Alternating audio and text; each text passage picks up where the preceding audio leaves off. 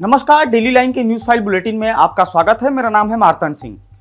इस बुलेटिन में हम आपको बताएंगे वायनाड में हुई लैंडस्लाइड के बाद राहत और बचाव कार्य को लेकर प्रशासन ने क्या कहा है, और बताएंगे केंद्र सरकार ने बीएसएफ चीफ और डिप्टी चीफ को पद से क्यों हटाया। इसके साथ ही बताएंगे नजूल भूमि बिल को लेकर अखिलेश यादव ने योगी सरकार पर क्या हमला बोला है। लेकिन उससे पहले एक नजर डालते हैं आज की हेडलाइंस पर। वायनाड में हुई लैंडस्लाइड का आज 5वां दिन, अब तक 341 शव बरामद। राहत बचाव कार्य में प्रशासन ने मानी अपनी नाकामी। केंद्र सरकार ने बीएसएफ चीफ और डिप्टी चीफ को पद से हटाया, कारण और नई जिम्मेदारी की अभी भी नहीं मिली जानकारी। होम कैडर भेजे गए दोनों अधिकारी।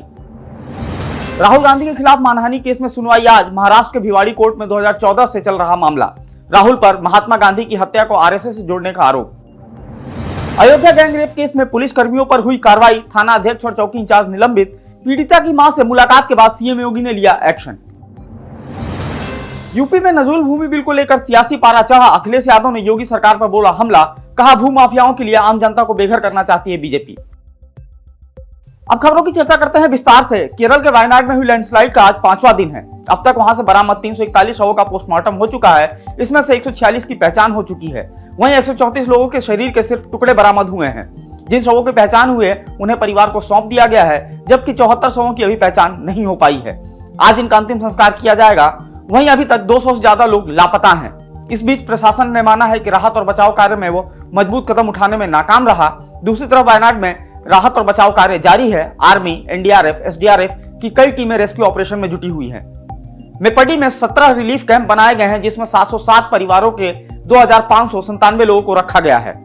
वहीं इलाके में करीब 91 कैंप बनाए गए हैं, जिसमें 10,000 से ज्यादा लोग हैं। केरल के वायनाड में 29-30 जुलाई की रात 2 से 4 बजे के बीच लैंडस्लाइड की 4 घटनाएं हुई थी।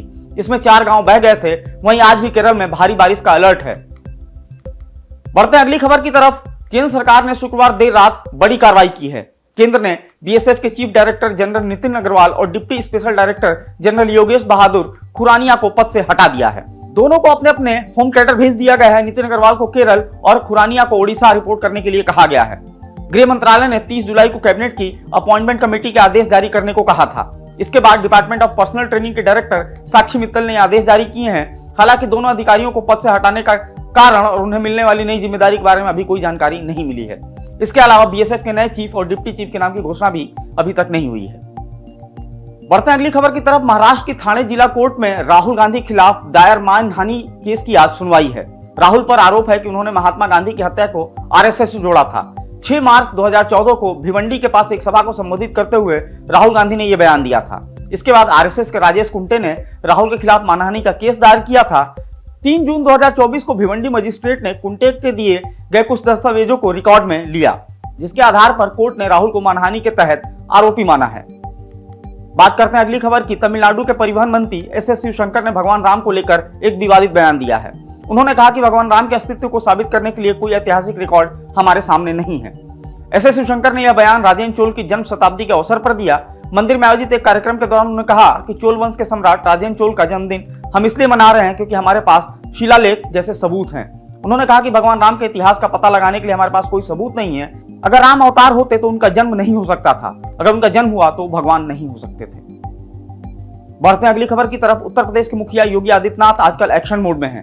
लखनऊ में बारिश के दौरान महिला से बदसलूकी मामले में सख्त कार्रवाई करने के बाद अब अयोध्या गैंगरेप मामले में आरोपियों की गिरफ्तारी करने के साथ ही पुलिस कर्मियों पर भी सख्त कार्रवाई की गई है। इस मामले में पूरा कलंदर थाना अध्यक्ष रतन शर्मा और भदरसा चौकी इंचार्ज अखिलेश गुप्ता को सस्पेंड कर दिया गया है।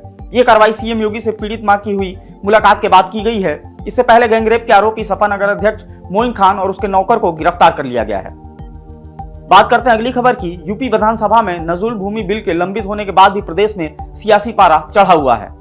अब सपा अध्यक्ष अखिलेश यादव ने योगी सरकार पर हमला बोला है। उन्होंने बीजेपी पर भूमाफियाओं के लिए आम जनता को बेघर करने का आरोप लगाया है। अखिलेश यादव ने एक्स पर लिखा, नजूल लैंड का मामला पूरी तरीके से घर उजाड़ने का फैसला है, क्योंकि बुलडोजर हर घर पर नहीं चल सकता। बीजेपी घर परिवार वालों के खिलाफ है। वो जनता को दुख दोनों में अपनी खुशी मानती है। जब से बीजेपी आई है तब से जनता रोजी रोटी रोजगार के लिए भटक रही है और अब भाजपाई मकान भी छीनना चाहते हैं। बढ़ते अगली खबर की तरफ। देश के पहाड़ी राज्यों में बादल आफत बनकर फट रहे हैं। हिमाचल प्रदेश में शुक्रवार शाम फिर बादल फटने की खबर मिली है। यहाँ लाहौल स्पीति की पिन वैली में बादल फटने से बाढ़ आ गई। इसमें एक महिला बह गई, जिसका शव देर शाम पुलिस ने बरामद कर लिया। इससे पहले राज्य में 1 अगस्त को 5 जगह बादल फटने से भारी तबाही आई थी, जिसमें अब तक 7 लोगों की मौत हो चुकी है। वहीं 46 लोग अभी भी लापता हैं। इनकी तलाश के लिए एनडीआरएफ, एसडीआरएफ, पुलिस और होमगार्ड के जवान सर्च ऑपरेशन चला रहे हैं। सर्च ऑपरेशन में ड्रोन का भी इस्तेमाल किया जा रहा है। वहीं मौसम विभाग ने आज 4 राज्यों में भारी बारिश को लेकर रेड अलर्ट जारी किया है। इसके अलावा अन्य राज्यों में भी बारिश का दौर जारी रहेगा। बात करते हैं अगली खबर की। अमेरिकी चुनाव में भारतीय मूल की कमला हैरिस राष्ट्रपति पद की उम्मीदवार होंगी। हालांकि इसकी आधिकारिक घोषणा 6 अगस्त को वोटिंग खत्म होने के बाद की जाएगी।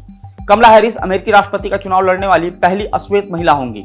1 अगस्त से शुरू हुए चुनाव में महज 28 घंटे बाद ही कमला हैरिस को 2350 से ज्यादा डेलीगेट्स का समर्थन मिल गया, जिससे उन्होंने बहुमत का आंकड़ा पार कर लिया है। मेजॉरिटी वोट मिलने के बाद कमला ने कहा कि मैं सम्मानित महसूस कर रही हूँ, अगले हफ्ते नामांकन स्वीकार करूंगी। कमला को बहुमत मिलने के बाद राष्ट्रपति बाइडेन ने कमला पर गर्व होने की बात कही और चुनाव जीतने का दावा भी किया। अमेरिका में 5 नवंबर को राष्ट्रपति पद के चुनाव होंगे, इसके 2 महीने बाद 6 जनवरी 2025 को नतीजों की घोषणा भी की जाएगी। डेली लाइन की न्यूज फाइल बुलेटिन में फिलहाल इतना ही। आप फॉलो करते रहे हमारे डिजिटल प्लेटफॉर्म डेली लाइन को।